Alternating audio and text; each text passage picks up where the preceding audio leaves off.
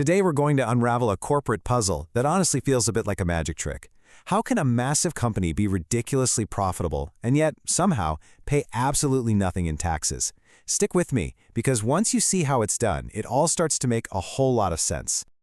I'm sure you've seen the headlines, right? Some huge company announces record-breaking profits, they're paying out massive dividends to shareholders. But then, when tax season rolls around, their total contribution is a big fat zero. I mean, how is that even possible? Well, this is where a single company starts telling two completely different stories.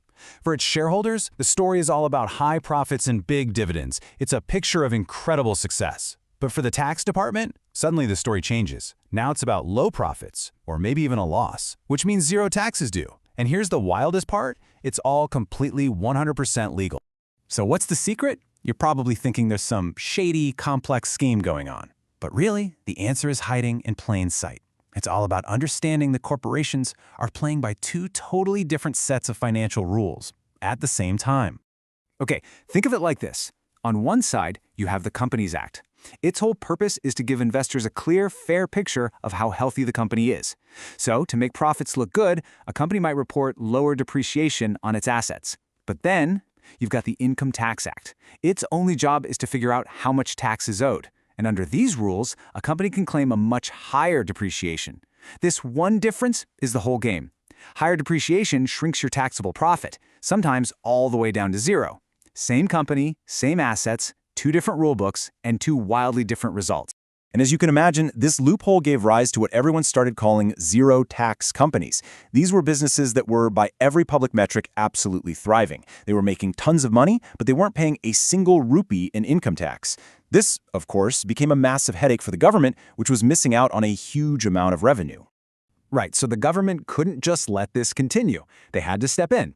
They needed to create some kind of safety net, a way to guarantee that these profitable companies would pay at least a bare minimum in taxes, no matter what loopholes they were using. And that solution is called the Minimum Alternate Tax, or MAT. The best way to think about it is as a totally separate parallel tax system. It's basically the government saying, look, go ahead and use all the deductions and exemptions you're entitled to under the normal rules, but no matter how low you get that number, you will pay at least this minimum amount. It effectively creates a tax floor that no profitable company can dip below. Now, MAT has had a bit of a bumpy ride. It was first brought into the picture way back in 1987 to deal with this exact problem. Then, for a short period in 1990, it was actually withdrawn. But, surprise, surprise, the problem of zero-tax companies didn't disappear. So, in 1996, it was brought back, and this time it was here to stay. It's been a key part of the tax system ever since. Okay, so we get why MAT is a thing, but how does it actually work? Let's get into the nitty-gritty of how you go from the profit a company boasts about to its shareholders to the special profit number that this minimum tax is based on. All right, let's walk through it. It's basically a four-step process. First, you take that shiny net profit number that the company shows its investors. Step 2, you add back certain things that were deducted to get to that number, like provisions for taxes or any money they moved into reserves. Step 3, you subtract a few specific types of income that are legally exempt, and what you're left with at the very end, that's the magic number. It's called the book profit, and that is what the minimum alternate tax is calculated on. And what's the tax rate on that book profit? Well, right now, it's 15%. That's the floor, the absolute minimum rate that the government says these big, profitable companies have to pay. Okay, so here's the most crucial part of this whole thing. At the end of the year, every company essentially does its taxes twice. First, they calculate their tax bill the normal way, using the Income Tax Act, which, as we know, could be zero. Second, they calculate their MAT liability. That's 15% of their book profit. Then, they look at the two numbers, and they have to pay whichever one is higher. It's a simple higher of test that guarantees a minimum payment. But you might be thinking, hold on a second. Is that really fair? What if a company gets hit with a big MAT payment one year, but then has a really high normal tax bill the next? Well, the system has an answer for that. It's something called a MAT credit. So here's how this works. Let's say a company has to pay more tax because of MAT.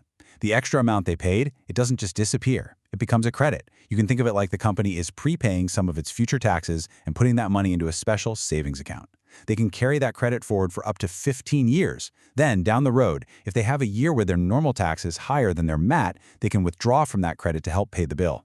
It's a pretty clever way to make sure the system is fair over the long run. So we've got MAT, which makes sure profitable companies pay something. But there's another key piece to this puzzle. This one is all about making sure the government gets its revenue steadily throughout the year. It's called advance tax, and you can just think of it as a pay-as-you-earn system for both companies and individuals.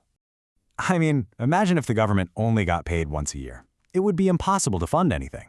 So instead of waiting for one giant lump sum at year-end, advance tax requires taxpayers to estimate what they're going to owe for the whole year and then pay it in installments. This gives the government a steady, predictable cash flow to keep public services running. So, does everyone have to do this? Who exactly falls under the advance tax rules? The rule is actually pretty straightforward. If your estimated total tax bill for the entire year is going to be more than a certain amount, in India that threshold is 10,000 rupees, then you are required to pay advance tax. These payments are broken down into 4 key deadlines throughout the year. The first one's on June 15th, when you need to have paid at least 15% of your estimated tax. By September 15th, you need to be up to at least 45%.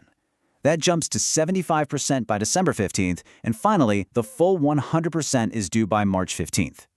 And of course, in today's world, this all happens online.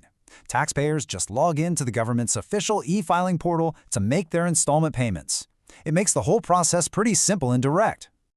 All right, let's zoom out. We've dug into 2 pretty complex-sounding tax systems, minimum alternate tax and advance tax. So let's look at the big picture for a second.